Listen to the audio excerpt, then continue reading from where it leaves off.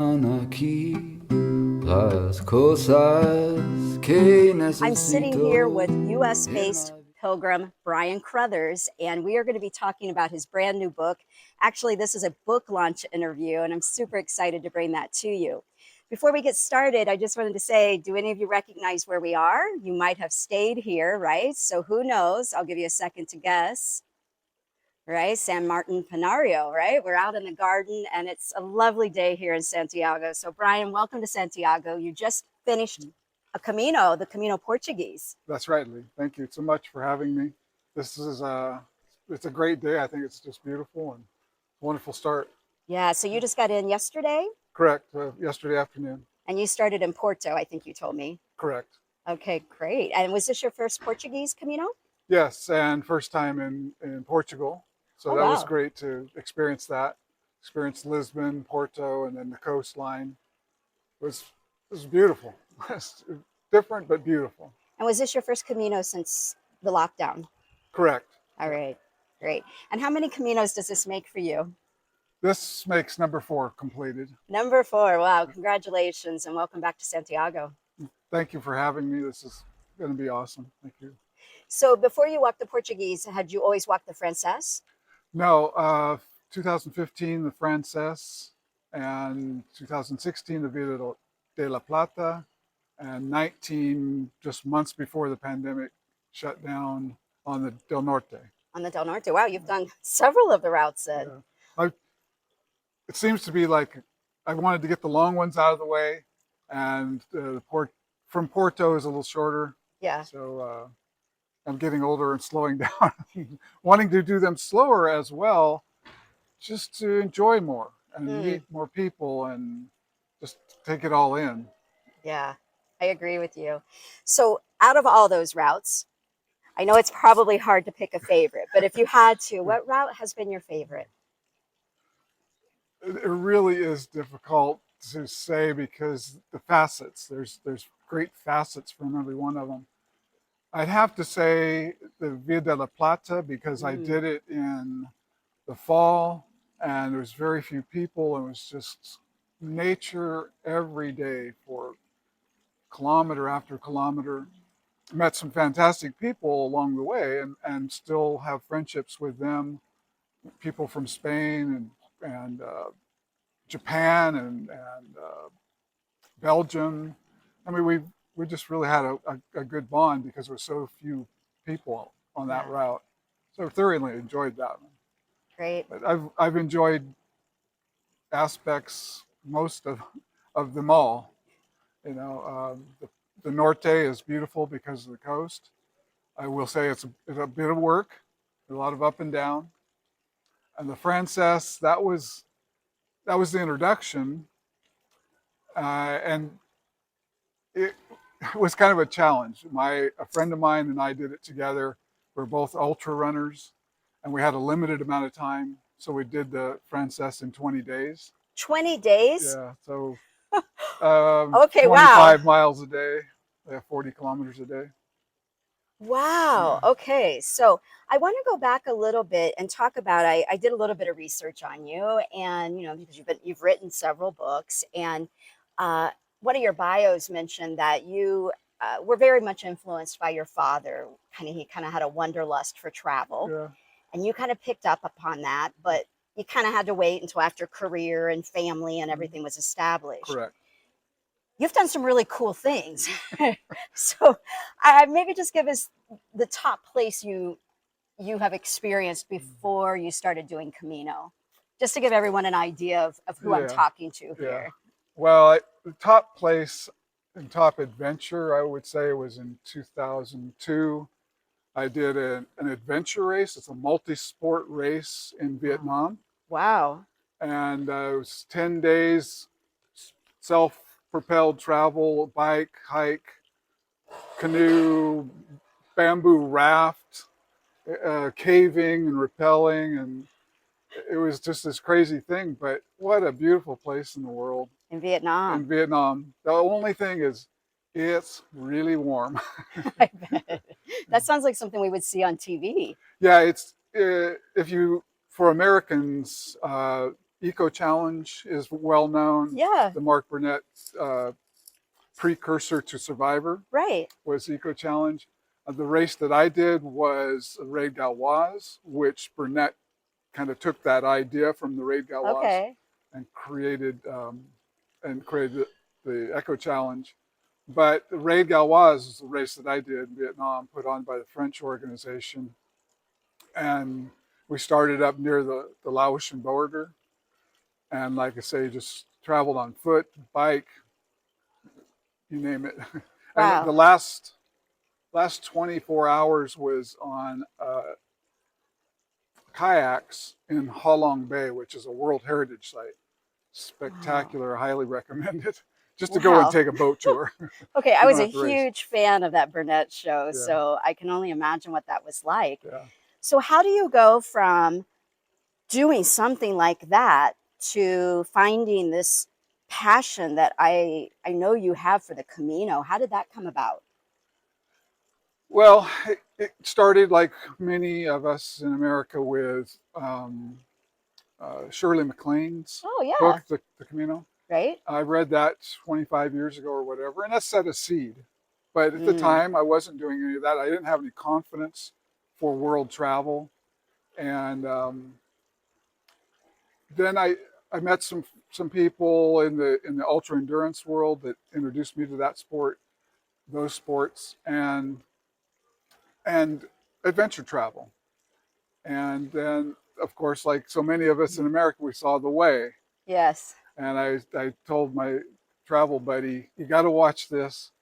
We got to do this. And sure enough, we, we took off and did the 20 days Camino Frances. Okay. So what keeps you coming back? Because obviously you've done some amazing things. And of course, I think the Camino is amazing Yes, of too. course. But I think people are very fascinated about what makes us want to repeat these walks Yeah, and try different routes. What is it for you that yeah. makes you come back again and again? Yeah, I've been asked that a few times on this particular trip because I've said this is my fourth, and it's different for everybody. It must be, but for me, the one word that I always come up with is peace. I have this Mm, sense of peace that I don't in everyday life I don't feel, and it's like uh, addictive. It gets in your blood, and you want to come back and get back in that flow. I feel like because thousands and millions of pilgrims have gone before us for centuries, they've left behind this wake that we flow in, and their vibe, and it's all positive energy. And we're better to find peace than in that flow of positive energy. mm. That's what I find. That's my answer after this last one. The first one was completely different, and the Pia de la Plata was to discover and see Roman ruins, which was way more than I had imagined. And the Del Norte I wanted to do because of the coast. I grew up on the coast as a kid, love that. But each time I get more out of it, more of that deeper into that piece, and I can take that home to my personal life. And Mm. so I say peace. That's the word.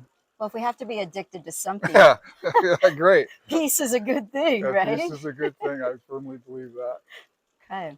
So you became a writer at some point during all Yeah, these adventures. So what prompted you to start writing? that's an interesting story. I've told it many times that in 2015 I was retired, had been retired, and I was an engineer, worked in a power generation business, and everything I wrote was dry. I didn't like writing, Mm. but I was so moved by my experience on the Camino Frances that I came back and I wanted to tell these stories about my spirit guides that I was introduced to and met along the way, Mm. and then kind of prompt and show people how easy it is to do. And in that process, I discovered that I loved writing Really? things that are passionate for me. And um, then that was nonfiction, creative nonfiction. And then I started writing fiction and discovered I love making things up. It's Okay. even more so. So that's how I had been writing like travel logs for my other Caminos just to share that information with people. And then branching out into fiction and short stories. And in 2018, I was walking with two friends on the Pacific Crest Trail in California, Hmm. and they listened ad nauseum to my Camino stories and my passion for writing. And one of my friends gave me the premise to this story about this girl ending up on her own on Camino, and it was a gift. It was a pure gift, and I've been living that life and that process since that moment. So the idea was born on the Pacific Coast Trail or Pacific Crest Crest Trail, Trail, not on the Camino. correct. That is so But interesting. it was born out of all these conversations about the Camino. Yeah. Right. We pilgrims like to talk, right? We So like to talk. You start talking Camino, people start wandering out of the room after a while. My friends, my close friends, because they've heard so much of it. However, I've talked several of them into coming to meet me in Madrid in about a week, and we're going to do this sort of drive walk Camino Frances from Pamplona. I wow. got the idea from an interview with Martin Sheen, Mm. where they did the same sort of thing. And so I think it'll be a great introduction for my friends. I love that. So Yeah, you're kind of creating a way for them to yeah, experience a right. little bit of what you told Yeah, them just about. get little chunks. I'm hoping highlights or pieces from this story, Wow. so we can promote as well. But I'm really looking forward to getting them out there and showing them the people and the sites and the history, and just get their own sense of what it's all about. Wow. Not just from me. Yeah. So this is Camino Child, and I love the cover. So let's talk about how did you come up with the cover? Well, that's a great story in itself. I mentioned that I was introduced to the fact that I like to write, and I'm an engineer by heart, so I'm left brain, and I can remember numbers like that. But getting into writing, you're developing an art form, and you're working on the other side of your brain. So one day I just penciled out this image, in a sense, Wow. that I could send to a professional company with the idea, and I am blown away by this camera. It's beautiful. I couldn't be happier. Yeah. Just couldn't be happier with it. And how did you come up with the title Camino Child? That was really early, I think, like in the first moments or first weeks after my friend Mike gave me the premise. Oh And wow. I've talked with my writing coach and others about changing it, but it just stuck for me. There are pieces in the story where she's called a child and looked upon as a child, and so I think it works really well. Okay. So, you're telling you're hiking the Pacific Crest Trail, which I've heard is very challenging in Yeah, it itself. is. And you're sharing with your hiking friends about the Camino, and this idea comes up and starts to develop. Um, when you, at what point did you start saying, okay, this is who I'm writing it for. This is why I'm writing it. Tell us a little bit about that. Well, my mission, I would say, since 2015 has been to encourage people, especially Americans, to travel, to get Mm. outside of their comfort zone, and especially young people. Many young people do travel, and young woman in our community she's seen more of Europe than most people I know, and is now going to college in Costa Rica, and she comes by that naturally, or she just didn't let any barriers get in her way. But I want to break down barriers for those that may have trouble with that, to show them that it can be done, done by a young person, and expand their boundaries, their perspectives.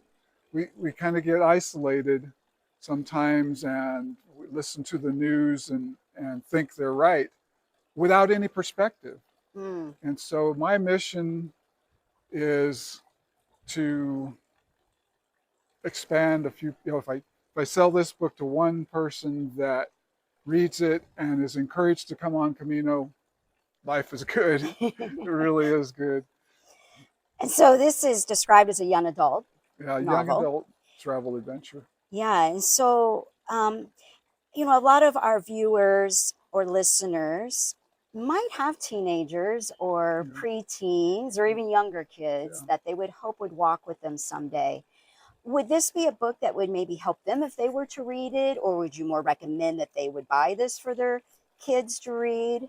Yeah, I think either way. However, I think it works for other generations, older generations. So, given that I'm a little bit older than 15, I think that selling it to a grandmother or a mother that would share it with their now 18-year-old or 17-year-old daughter or son, I really see that as a possibility, because it's a touching story, and I read it and finished it last night for the first time since it's been published. Yeah. And I'm still kind of get teary-eyed at times. Oh, wow. So I think that it will move any generation.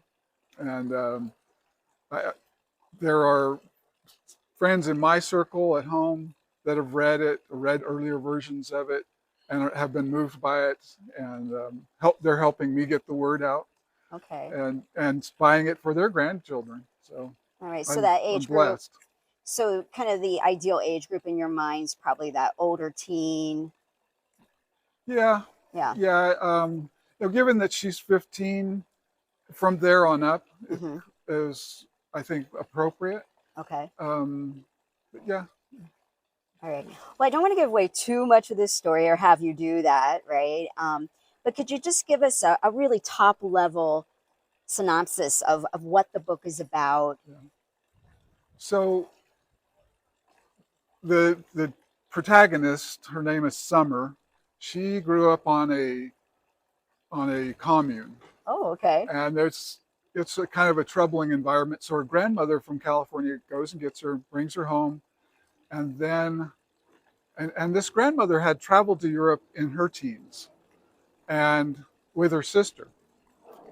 Suddenly, bits of a journal from her sister's years here, or summer here, in Europe, come to the doorstep, but only pieces, with this cryptic note in Spanish about there's more to learn. And that leads them to come to walk the Camino and follow in the footsteps of this grandmother's older sister, who is now deceased, and she knows that, but didn't know the journal ever existed. And then tragedy strikes. The girl is left on her own. She wants to finish the Camino, and she starts getting more and more pages sent to her from home from the journal as they come in piecemeal. And it leads her down this path to solve the mystery of her family. So there's more to it. The end result is her great grandfather is the one that they're following. So there's like 3 generations on the Camino going back to the 1970s. Yeah. I love the way you framed this story. I think this whole idea is just so clever that I feel like a lot of adults will like the book just as much as young adults, right? I agree, because like I say, there's multiple generations in there, and those generations, their trials and tribulations will resonate or be familiar with with American or other audiences. And so I really do believe that it will be received well with other generations. Okay. So I'll have a link in the show notes if you're wanting to purchase the book. And I guess I wanted to talk a little bit about, I'm imagining, because you've already walked, these Caminos and you've had these experiences.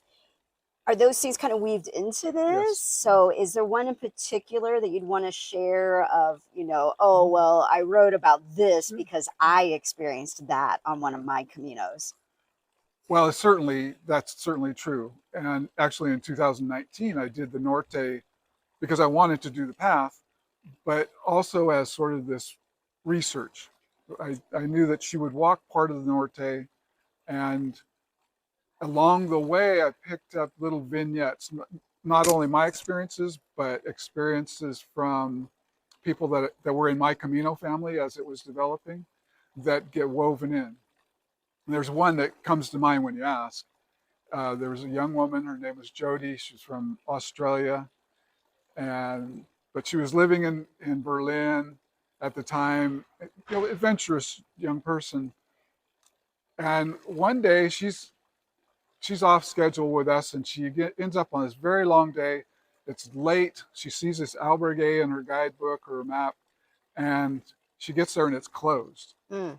And she's still miles before the next town. Wow. And long story short, she ends up sleeping on the couch of the man that owns the albergue in his home.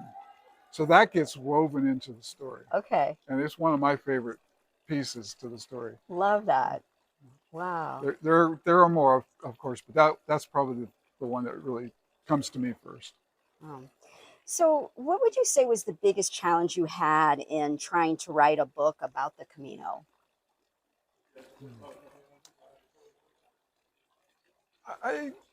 I would say just that writing is still new for me. You hear many times you need 10,000 hours to become an expert at something, and 10 years to become a good writer. And I'm in my 7th or 8th year now, and I feel like it's getting better, but it's still a challenge. And that's why I hired a writing coach to help me. Okay. I work with a critique group, and they've been just immensely helpful. And then it went through a group of beta readers, including Meg Maloney. Yes. Who we know and love. Yes. And she was super helpful, and I love her Jackson's music, and yes. So that was a blessing. That beta group, just so much help with language.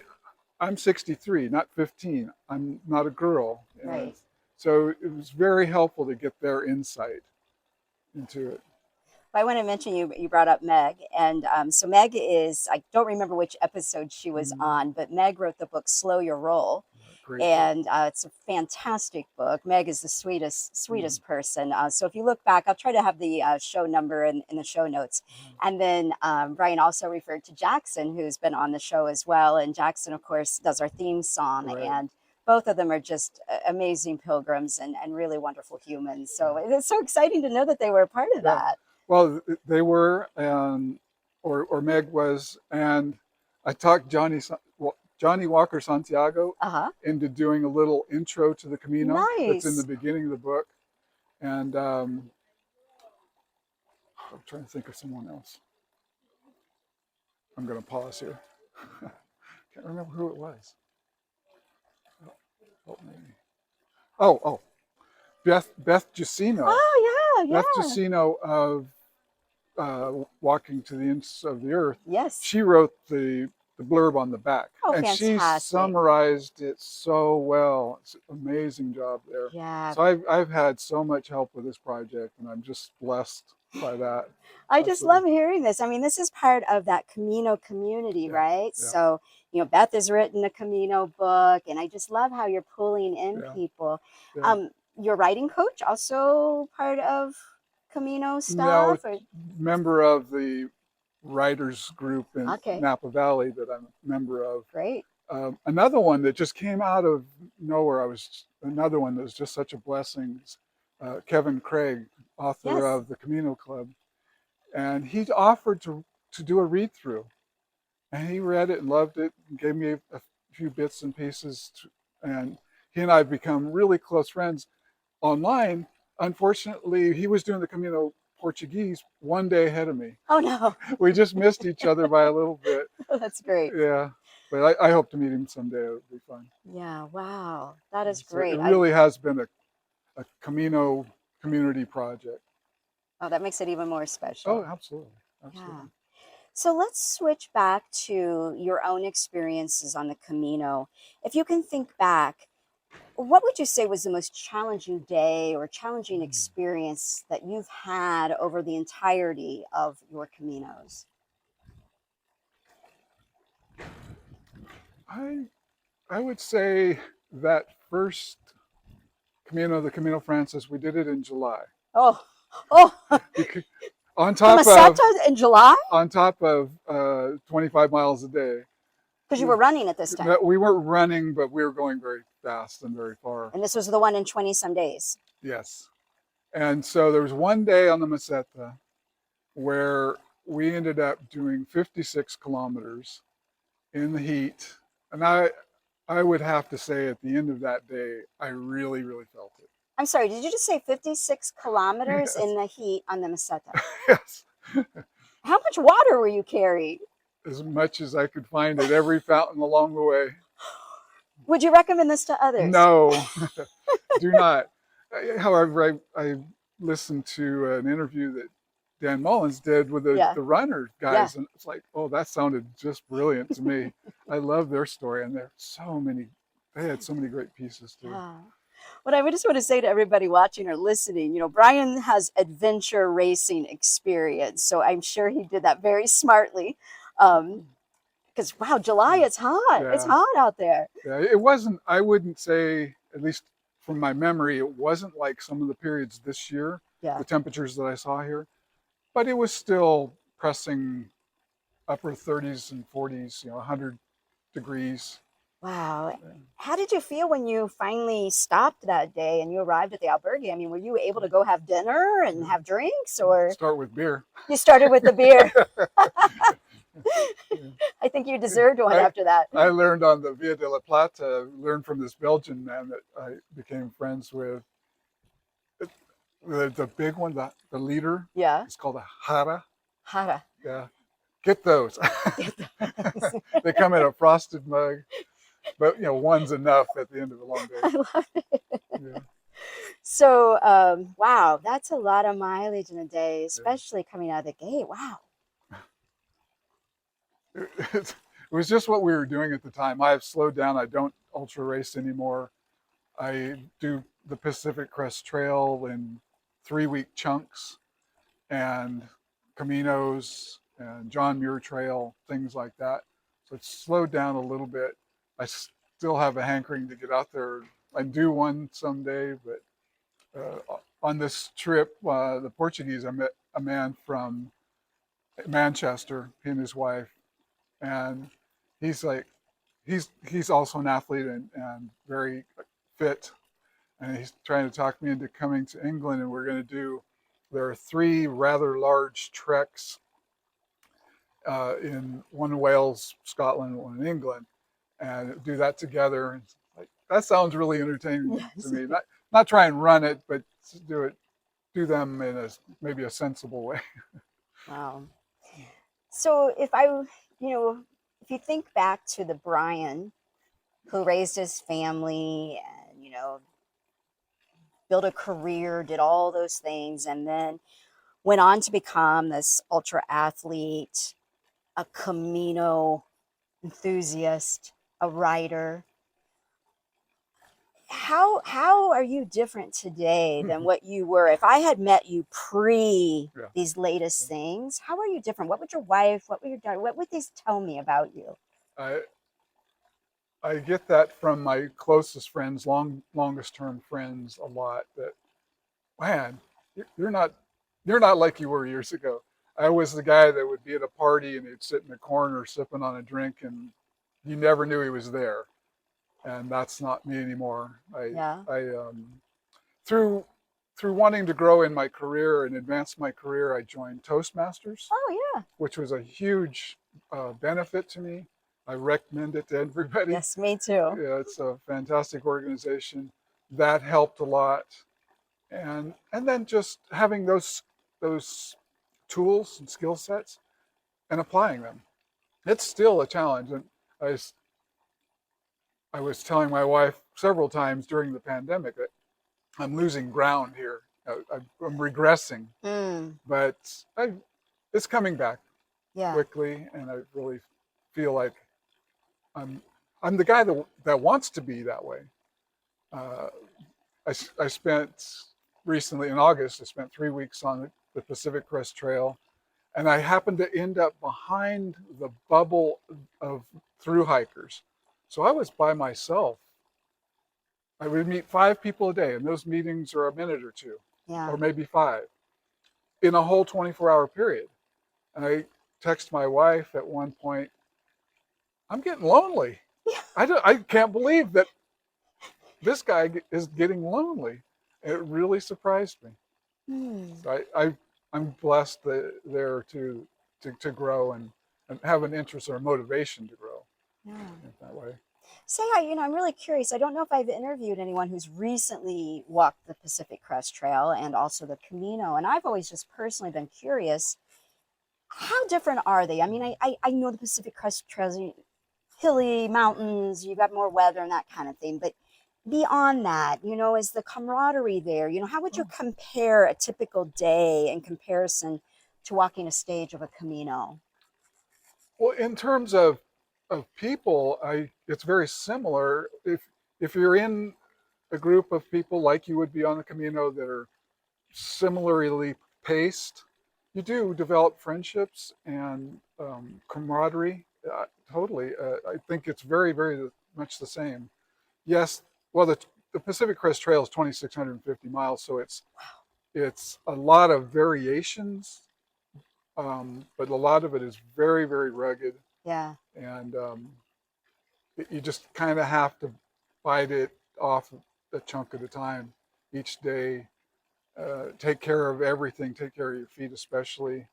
I do everything in trail runners, and people still think I'm crazy, but my feet are happy because they've done so many miles. Now, my big question is, how do you make it through the day without a cafe to stop and Oh, I know that's the hardest part. I mean, you get a little spoiled walking the Frances. You've walked some routes that aren't quite as busy, but Right, but you still find those. you Not do. the Via de la Plata, they're further apart. I will Okay. say that, Okay. but you do still find them.